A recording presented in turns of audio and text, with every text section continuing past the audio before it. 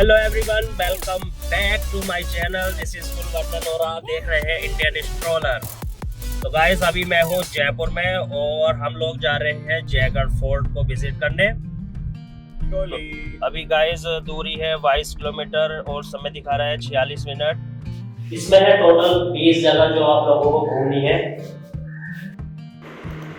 अब कुछ व्याकरण से संबंधित अहम जानकारियों का सिलसिला शुरू करते हैं। नियरेस्ट एयरपोर्ट है जयपुर एयरपोर्ट और नियरेस्ट रेलवे स्टेशन है जयपुर रेलवे स्टेशन। भाई लोगों को सामने आपको दिख जाएगा किला, ये रहा जयगढ़ फोर्ट।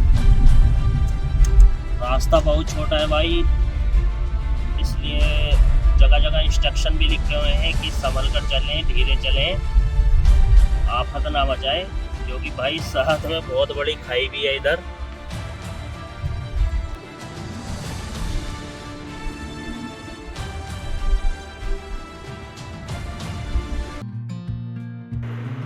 प्रभु की भक्ति से ओतप्रोत अब मैं पहुंच चुका था जयगढ़ फोर्ट के बिल्कुल निकट। और ये देखो कितनी बड़ी बड़ी और शानदार दीवारें इस फोर्ट की मुझे प्रतीत हो रही है। नंबर 1, यहाँ से आपकी जर्नी स्टार्ट होगी। ये है मुख्य द्वार।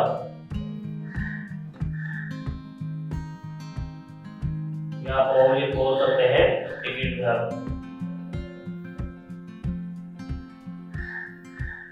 टिकट लेने के बाद हम अंदर एंटर करेंगे। अब ठीक सामने था हमारे नंबर 1 मुख्य द्वार और टिकट घर, जहां पर हमारा खर्चा होना अनावश्यक था। जयगढ़ फोर्ट पहुंच चुके हैं और यहाँ से अब खरीद लेते हैं हम टिकट। चलो देखते हैं टिकट।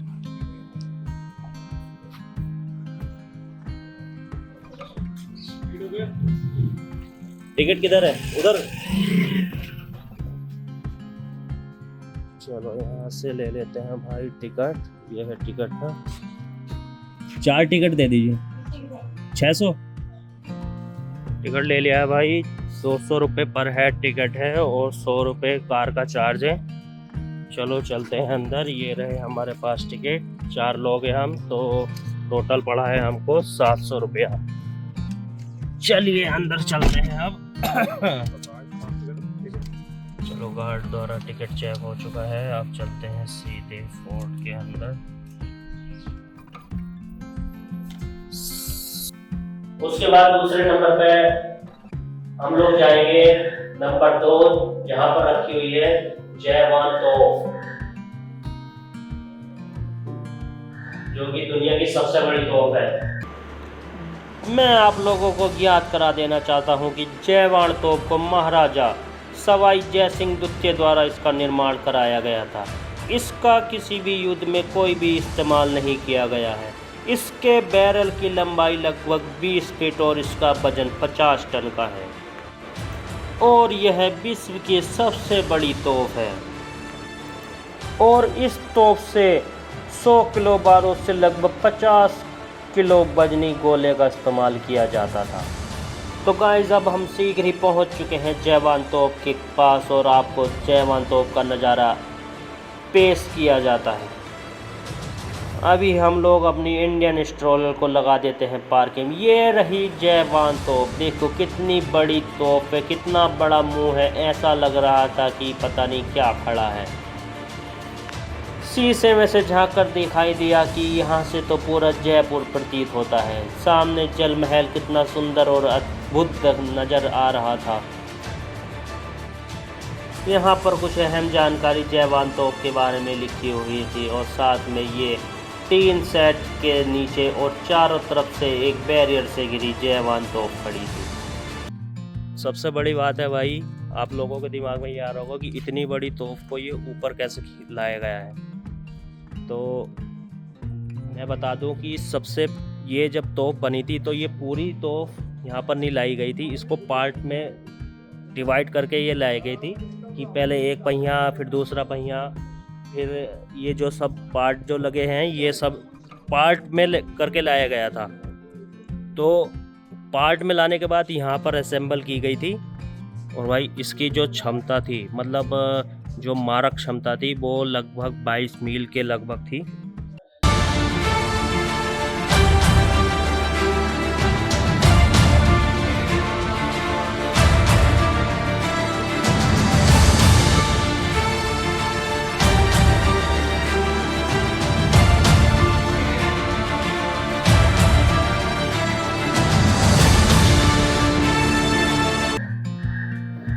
इसके बाद तीसरे नंबर पे हम यहाँ पर आ जाएंगे पार्किंग में। पार्किंग में गाड़ी खड़ी करने के बाद हम चले जाएंगे यहाँ पर चौथा नंबर है टाका, जो कि जहाँ पर पानी का जमावड़ा होता था। वह समय आ चुका था जब हम अपनी गाड़ी को पार्किंग में लगा दें और साथ ही पैदल यात्रा करके इस पूरे फोल्ट का मुआयना किया जाए। जिस पर हम चल रहे हैं यह कोई सड़क नहीं बल्कि इस फोल्ट की दीवार है। और सोचो कितनी बड़ी बड़ी दीवार होती थी उस समय। एक दीवार ऊपर की तरफ है जहाँ पर सिपाही खड़े होते थे और वहाँ से बंदूक ताने रहते थे, और नीचे की ये दीवार जिस पर लोग आना जाना करते थे। सामने एक बहुत सुंदर एवं भव्य द्वार से निकलकर अब हम लोग पहुँच ही चुके थे अपनी पार्किंग स्थल की ओर, जहाँ से हमें टाँके के दर्शन होने वाले थे। टाँके मतलब सुई के टाँके नहीं, पानी के टाँकों के दर्शन। चलो गाइस, तो इसके नीचे चल के देखते हैं क्या देखने को मिलता है। आजा, बहुत नीचे तक है, आजा पर। ये सामने अलाउ नहीं है।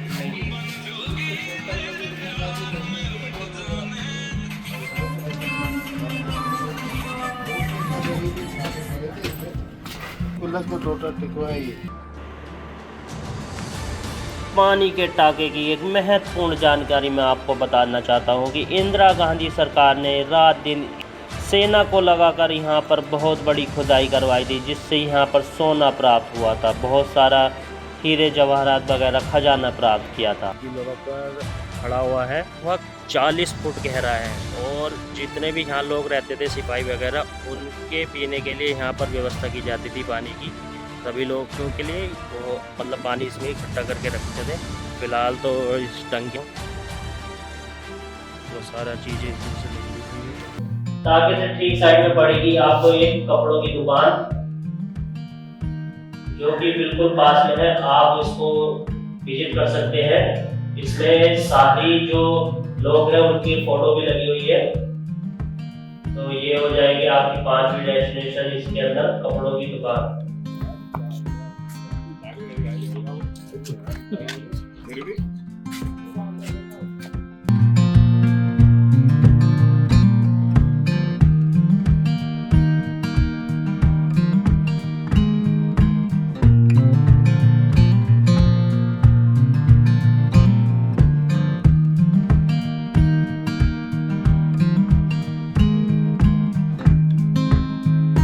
छठा नंबर पर कपड़ों की दुकान से निकल के सामने इधर साइड में आपको एक गेट दिखाई देगा।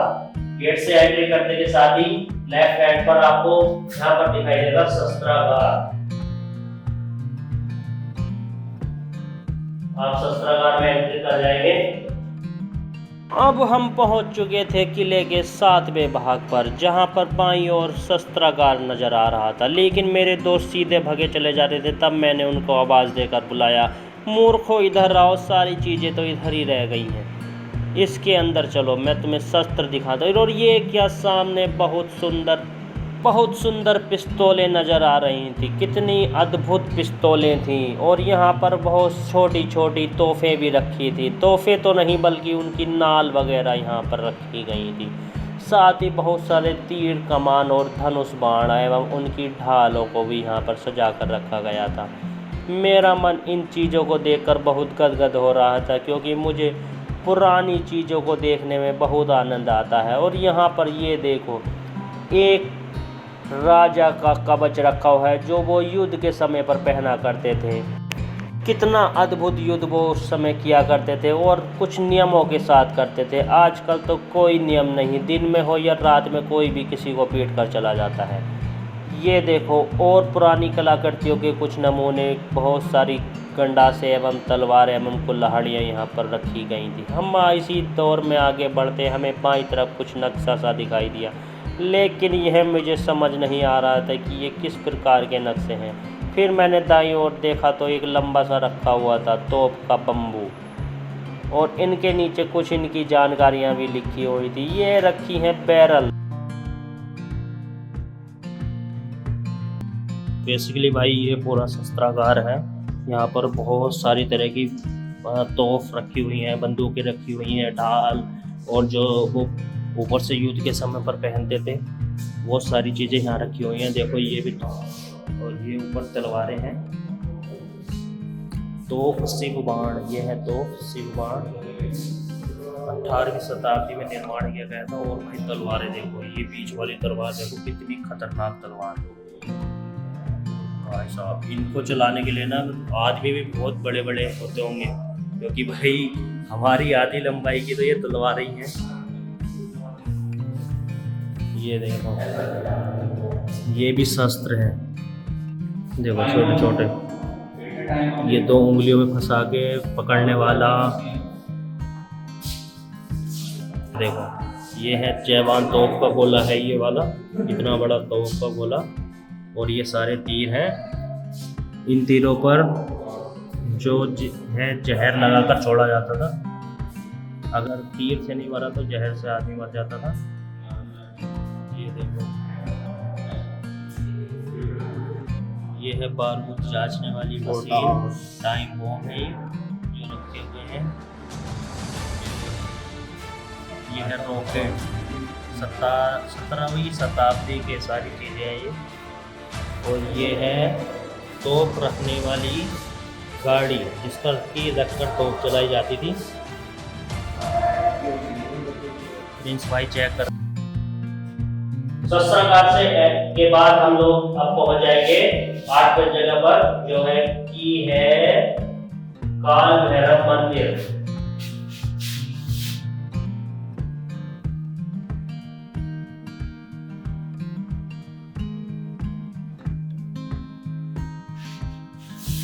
आठवीं जगह हम पहुंच जाएंगे काल भैरव मंदिर। मैं भी देखते हैं क्या है क्या अंदर को लंबा सा ही। कृपया जूते चप्पल मंदिर के बाहर उतारें।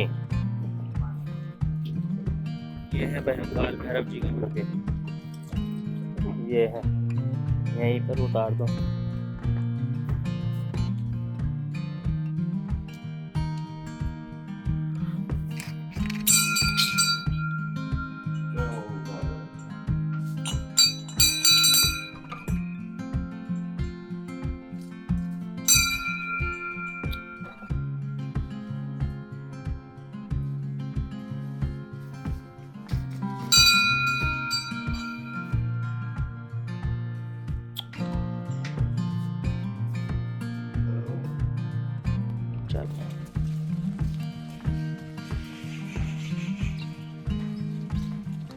मंदिर के बाद भाई चलते हैं अब महल क्षेत्र, सुभट निवास। और इधर तो इस गेट से जब एंट्री करेंगे तो यहाँ पर रखे हुए हैं पुराने सामान रखे हुए हैं। पुराने सामान की जगह है, पुराने सामान की जगह के ठीक साइड में लगा हुआ है खिलवती महल। खिलवती महल में आप अंदर चले जाएंगे।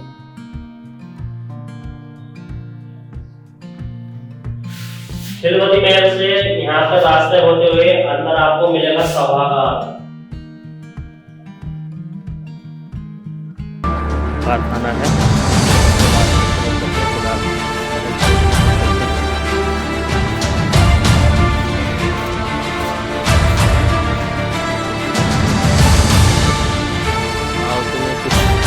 पुरानी चीजें दिखाता हूँ जो कि उस समय की काम में आती थी।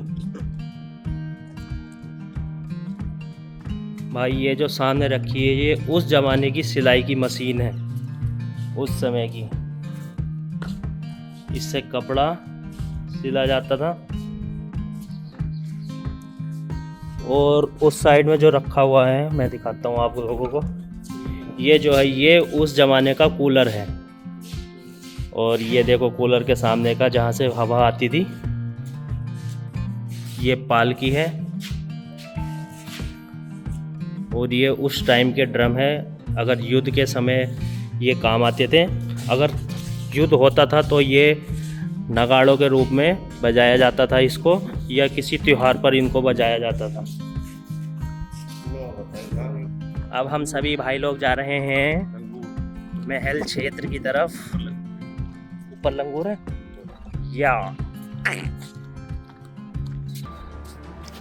ये है भाई पुराना महल। इधर बंद पड़ा है, लेकिन पिछली बार लक्ष्मी निवास इधर से है, खिलवती निवास ये सामने जो आपको दिखाई दे रहा है, ये खिलवती निवास है। चलो और अंदर चलते हैं।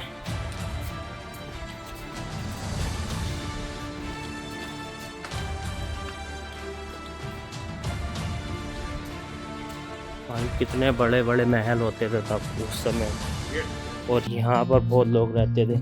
गेट छोटे इसलिए रखते थे ना कि ताकि दुश्मन एक साथ बहुत सारे ना कर घुस जाए, इसलिए गेट नीचे भी रखते थे और छोटे भी रखते थे। यह है सभागार, यहाँ पर ऊपर की तरफ राजा बैठते थे, इधर मंत्री, इधर प्रजा। ये पूरा सभागार है यहाँ पर।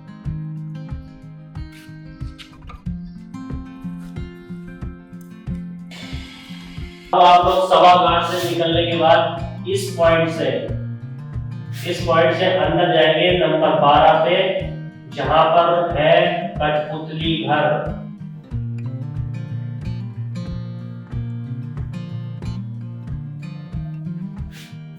घर से 12 से निकलने के बाद आप 13वें पोर्शन में जाएंगे, जो है शाही भोजनालय।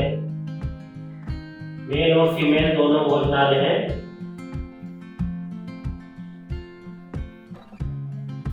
शाही भोजनालय के बाद निकलने के बाद आपको एक स्टोर मिलेगा, जहाँ पर बहुत सारे पौधे रखे हुए हैं पुराने समय के, जो हाथी के ऊपर, घोड़े के ऊपर वो रखते थे। वो सारे पौधे रखे हुए हैं नंबर 14 में।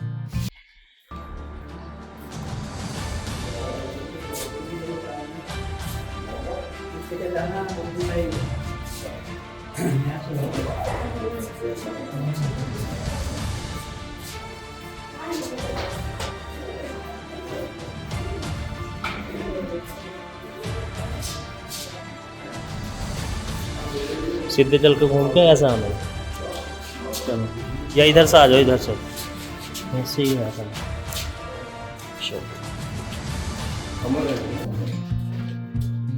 आमेर फोर्ट दिखाई दे रहा है आगे। ये है भाई कठपुतली घर।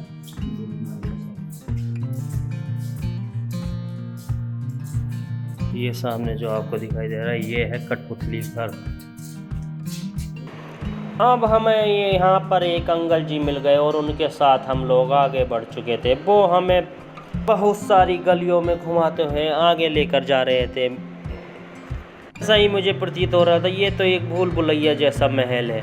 सामने हम अपनी जर्नी के पहुँच चुके थे 13वें पड़ाव पर, जहाँ था शाही भोजनालय पुरुष का।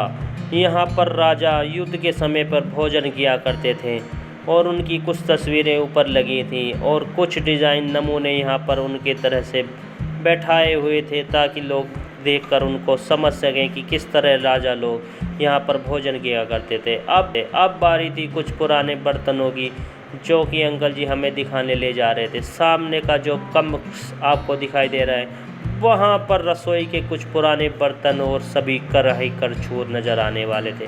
गैस चूल्हा यहाँ पर नहीं रखा था, क्योंकि उस समय उसका निर्माण नहीं हुआ था। साधारण चूल्हे के साथ यहाँ पर बहुत सारे बर्तन, बड़े बड़े कढ़ाव और बड़े बड़े बर्तन रखे गए थे।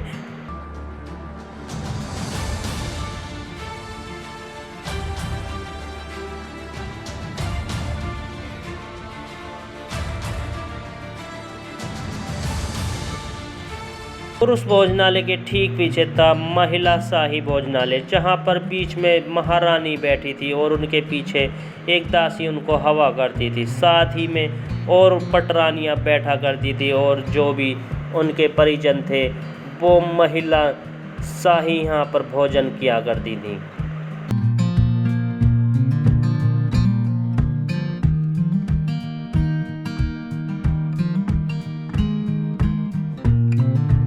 और अब हम पहुंच चुके थे एक और कक्ष पर। देखना बाकी था कि इस कक्ष में क्या रखा हुआ था। मैंने अपने दोस्त से कैमरा लिया और ठीक दीवार के शीशे के मुंह पर लगा दिया। और ये क्या, ये तो हमारे किले का 14वां पार्ट है। पुराने होदे जो कि हाथी, युद्ध के समय हाथी या घोड़ों पर ऊपर पीठ पर रखे जाते थे, जिन पर राजा वगैरह बैठकर जाते थे। अब किले के बाहरी ओर का नज़ारे का समय आ चुका था कि यहाँ से देखने पर पता चलेगा कि आपको कि किले के चारों तरफ क्या क्या रहता है।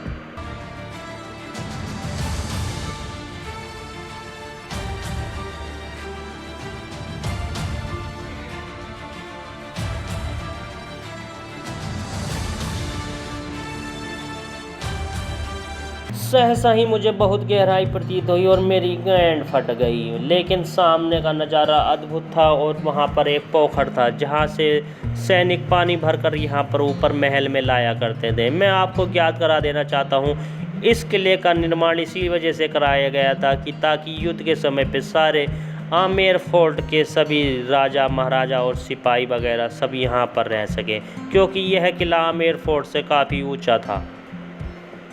इसी वजह से युद्ध के समय पर इस किले का प्रयोग किया जाता था। वह पीछे जो आपको दीवार दिखाई दे रही है, वहाँ से उस वाले तालाब से सभी सिपाही लोग पानी लाकर यहाँ पर रखा करते थे और उस टाके में उड़ेल देते थे। टाके में इतना कई दिनों तक पूरी सेना बिना पानी जमा किए भी उस पानी से काम चला लिया करती थी।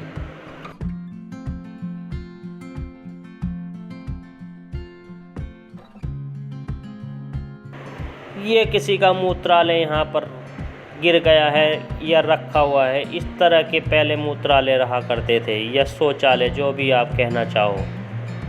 अब हम धीरे धीरे आगे बढ़ रहे थे। मुझे डर था कहीं मेरा दोस्त इन दीवारों को तोड़ ना दे, लेकिन फिर भी मैंने उससे बोला कि आप संभल कर चलना। यहाँ पर हाईएस्ट पॉइंट पर पहुँच जाएंगे आप। साथ ही बीच में आपको ये जो गार्डन है इसके दर्शन होंगे, जहाँ पर बहुत सारी फिल्म की शूटिंग हुई है। और इसी के साथ लगता है दूसरा एक हाईएस्ट पॉइंट है नंबर 16, जहां से आपको आमेर फोर्ट के दर्शन होंगे।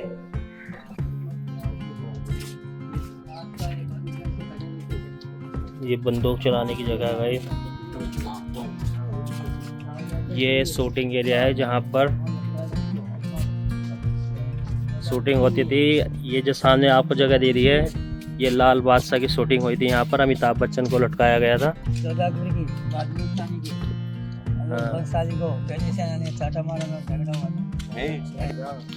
और भाई यही जगह है जहाँ पर भंसाली को कर्णी सेना ने चाटा मारा था जब वो पर पद्मावत की शूटिंग करने आया था।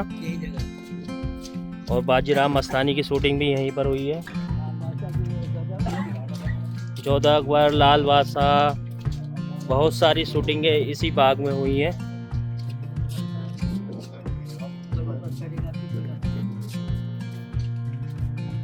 अब चलते हैं भाई यहाँ से, जहाँ से आमेर फोर्ट पूरा दिखाई देता है। चलो आप लोगों को दिखाता हूँ पूरा आमेर फोर्ट।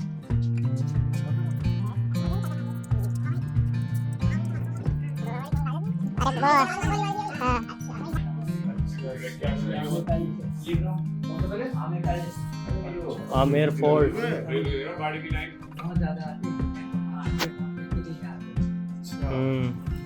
हम सही समय पर आ गए, वरना यहाँ भीड़ मिलती है थोड़ी देर बाद। हाँ, रहने का किला भाई वो है आमेर फोर्ट। और युद्ध के समय पहले राजा यहाँ पर आ जाते थे। भाई का घर, शादी वगैरह भी होती है भाई यहाँ पर। जो बाहर की पार्टी हैं, बड़ी बड़ी पार्टियां हैं, वो यहाँ पर शादी वगैरह करने भी आते हैं।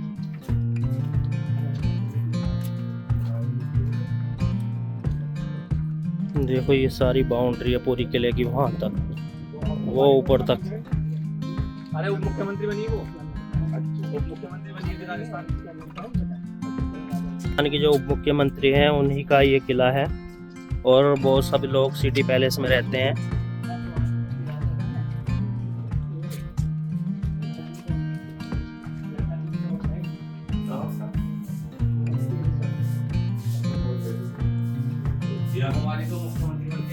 ये देखो भाई कितना बड़ा किला है।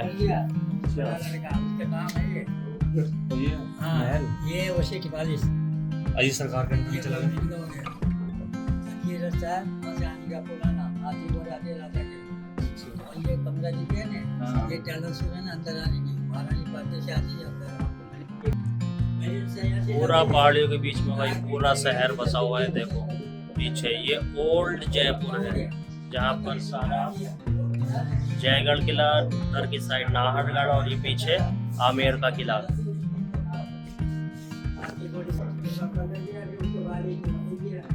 एयरपोर्ट से के व्यू देखने के बाद आप वापस आएंगे और यहाँ पर पड़ेगा आपको महारानी कब्र।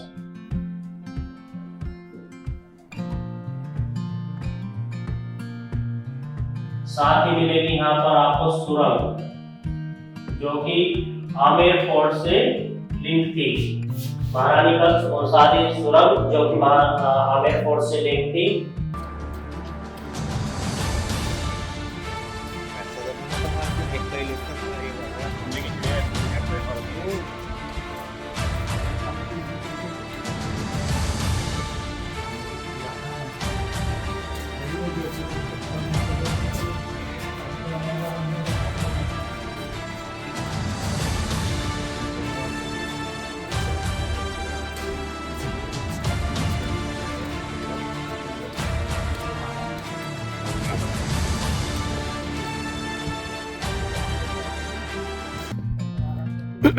ये है भाई महारानी का कमरा। जब आमेर से वो आती थी तो यहीं पर आराम करती थी महारानी। ये कमरा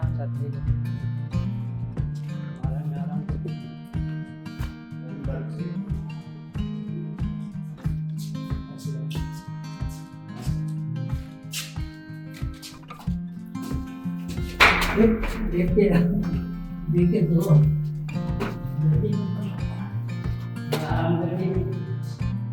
कपड़े के बन के पंखा चलाते थे, यहाँ ऊपर पंखा लगा रहता था। यहाँ से अच्छा। और ये टेबल सोलर है ना, ये सोलर इसी कमरे में आती है, आमने से अंदर अंदर। अच्छा, इसी कमरे में आती थी। बताएंगे। अच्छा, जो भाई वो टनल है वो पालकी से टनल में अंदर अंदर महारानी इस कमरे में आती थी।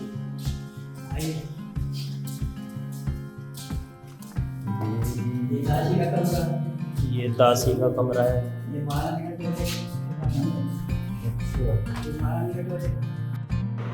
ये है महारानी का शौचालय। इसको देखने में हमें कोई दिलचस्पी नहीं थी, ना ही कोई आनंद आ रहा था। अब हम सने सने इस माया जाल से आगे की ओर बढ़ते जा रहे थे, और साथ ही मुझे देखना था कि वो सुरंग का द्वार जहाँ से आमेर फोर्ट जुड़ा हुआ था। अंकल जी अब हमें उसी ओर ले जा रहे थे, लेकिन ये कुछ और ही कक्ष इन्होंने हमको दिखा दिया।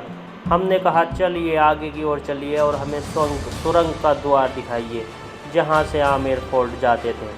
तब हम फाइनली पहुँच चुके थे, और ये है वो दीवार जो बंद कर दी जा चुकी है, जहाँ से सुरंग का रास्ता था जो सीधे महारानी के कक्ष में खुलता था, और ये पूरा लिंक था आमेर फोर्ट से।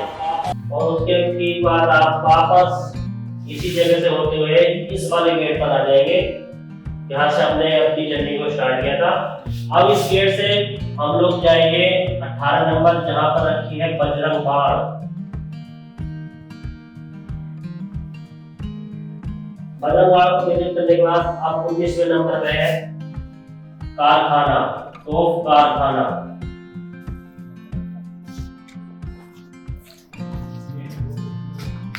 ये भाई पुरानी ब्लॉक कार्ड है। और चलो अब हम लोग जा रहे हैं तोपखाना। तोपखाना मतलब तोप कारखाना, कारखाने में जा रहे हैं जहाँ पर तोप बनती थी। तोप के साथ साथ कारखाना। ये दूसरी सबसे बड़ी तोप है। पहली जो आपने ऊपर देखी है ये दूसरी बजरंग, दुनिया की सबसे बड़ी दूसरी तोप, दूसरे नंबर की। सबसे पहले जो आपने ऊपर देखी थी, और ये यहाँ पर दूसरी सबसे बड़ी तोप है।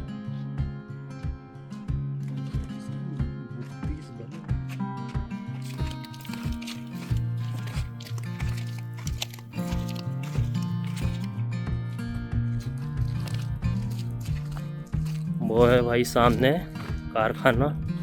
चलो वहाँ पर दिखाता हूँ कैसे तोप बनती थी। धुआंधार लड़ाइयाँ होती थी पुराने ज़माने में। और भाई राजस्थान तो है ही राजपूतों की शान, और इतने किले, इतनी रियासतें, बहुत ज़्यादा दान कर दी राजपूतों ने। तो कारखाना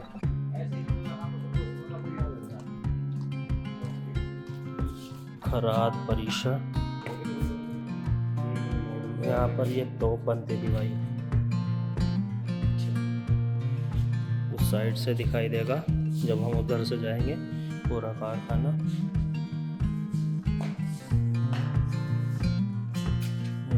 यहाँ से दिखता है पूरा आमेर फोर्ट।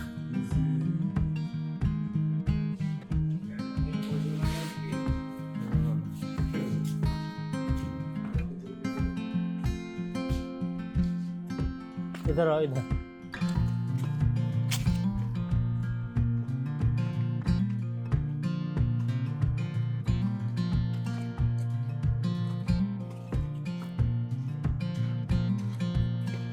ये भाई देखो, ये जो खड़ा है यहाँ से ये घुमाया जाता था बैलों के द्वारा। ये चारों तरफ बैल बंधते थे, ये चलता था।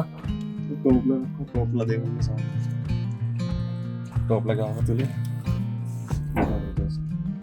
हाँ, हम सबसे अपने लास्ट पॉइंट पर पढ़ रहे हैं 20 नंबर, जहाँ पर बहुत सारे पुरानी चीजें रखी हैं, जैसे कि आपके औजार, पुराने पंखे और हथियार वगैरह सब। एक गोल छोटा सा गेट पड़ेगा आपको यहाँ पर, एक बहुत छोटा सा। आप सोचेंगे कि यहाँ कुछ नहीं है, लेकिन अंदर बहुत सारी जगह है यहाँ पर। और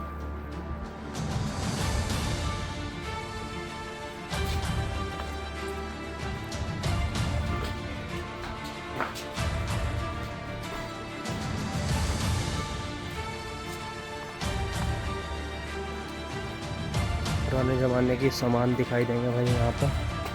तोप के कारखाने का देखो मॉडल ये रखे हैं, तो कारखाने के मॉडल हैं। और यहाँ पर रखा हुआ है खराद मशीन, जो कि कटर के रूप में काम करता था। देखो ये हर तरह का कटर यहाँ पर रखा हुआ है, बड़ी तोप के लिए, छोटा औजार बनाने के लिए, हथियार बनाने के लिए।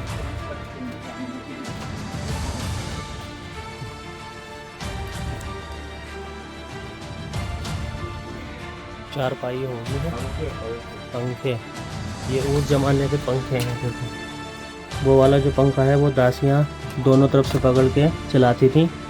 ये छोटे पंखे हैं इस साइड में जो लगे हुए हैं। चलते हैं आगे, क्या क्या एक्सप्लोर करने के लिए मिलता है भाई। ये बर्तन हैं, ढाल हैं और रखे हुए हैं भाले। ये रखे देखो भाले। इस साइड चलते हैं।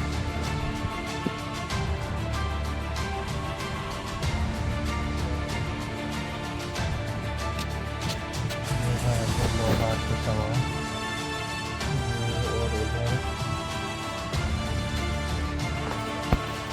84 में कुदाल है, इनसे लोहार अपना काम क्या करते थे उस समय पे। और उधर रखी है कुल्हाड़ी, कुदाल और कुल्हाड़ी। ये सामने बहुत कुछ है भाई देखने के लिए। एक बार मैं तो ये कहूँगा जयगढ़ फोड़ने की राजस्थान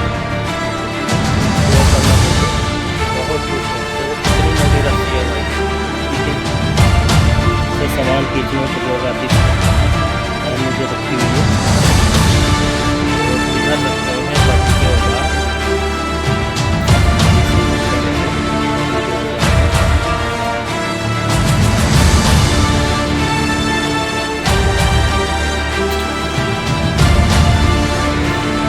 आग बनाने के